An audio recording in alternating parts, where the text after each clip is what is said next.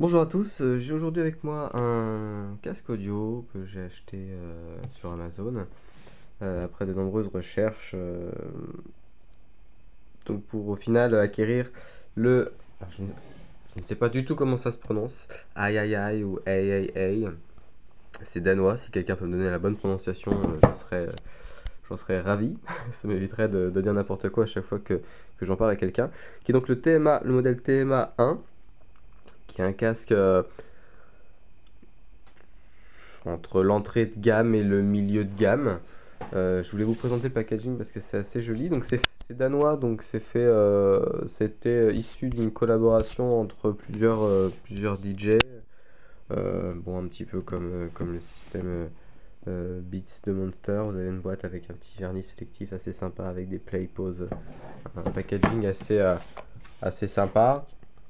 Vous avez les photos du truc derrière, vous avez les spécificités sur le côté. Si je peux enlever ça, alors ça va être galère. C'est de l'enlever comme ça. Hop. Voilà. Hop, suivant. Ok, bon évidemment. Voilà. Donc, dans le fond de la boîte, vous avez une petite mousse assez épaisse qui est pas mal pour la protection. À l'intérieur ici, donc vous avez le casque. Si vous soulevez ce truc là en dessous, vous avez une des deuxièmes oreillettes mousse. Ouais, oreillettes. Ici vous avez le câble normalement. Et ici vous avez une pochette de transport avec un zip énorme. C'est vraiment monstrueux ce truc. Je sais pas pourquoi c'est aussi gros.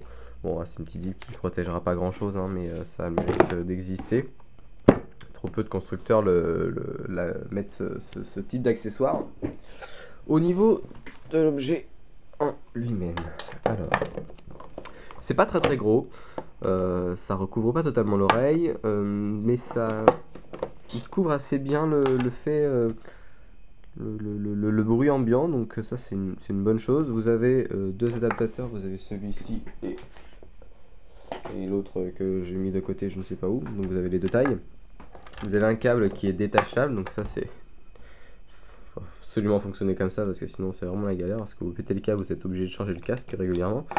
Là, vous avez ce principe là.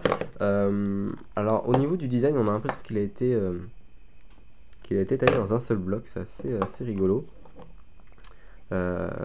Pareil, vous avez un design super simple, c'est un plastique brossé. Pas de marque ou quoi, mis à part ici dans la hanse de l'appareil. Vous avez, je sais pas si je vais arriver à le montrer. Voilà, vous avez le logo en imprimé. Voilà, sinon au niveau du son, j'étais assez surpris. C'est un casque qui vaut entre 140 et 150 euros dans ces eaux-là. Bon, la Fnac il vaut 200 euros, mais bon, fixé pas par rapport au prix de la Fnac. J'ai acheté sur Amazon à 149. C'est assez intéressant. Je m'attendais, enfin, j'ai énormément recherché en termes de casque. Je voulais pas un casque que tout le monde avait. J'avais l'habitude d'utiliser un Beats que j'avais gagné et que commençait à me peser sur le système, à avoir dans les transports, c'était trop gros. Là, c'est beaucoup plus simple, c'est beaucoup plus agréable. Les mousses sont assez confortables. Il tient bien sur la tête, c'est pas non plus une fixation extrême. Si vous bougez la tête, il va pas tenir. Si vous secouez votre tête, il va pas vous tenir dessus. Au contraire d'un casque qui recouvre totalement vos oreilles et qui a une excellente pose. Là, moi, ce qui m'a intéressé, c'était son design. Il a un son plutôt correct pour un casque de cette gamme de prix. On n'est pas dans du haut de gamme. On est presque deux gammes en dessous. Il y a un casque studio, ça va dans les plus de 3000 euros. Après, vous avez les casques un peu moins haut de gamme où vous êtes dans les 300, 400, 500 euros. Là, on est dans du 150 euros. C'est très correct. C'est très correct pour ce prix-là. J'étais assez surpris. C'est une marque que je connaissais pas du tout. Ils ont bien bossé dessus, au niveau du design et tout, il y a un truc assez sympa. C'est des oreillettes assez grosses, faut quand même le prendre en compte sur la tête, ça fait un petit peu des oreilles d'ours. Mais Voilà, je voulais faire une review là-dessus parce que je trouvais ça intéressant. J'étais agréablement surpris par la qualité du son. Évidemment, je vous conseille de juger par vous-même parce que c'est difficile de parler d'un casque audio selon ses préférences et selon le type de musique que vous écoutez.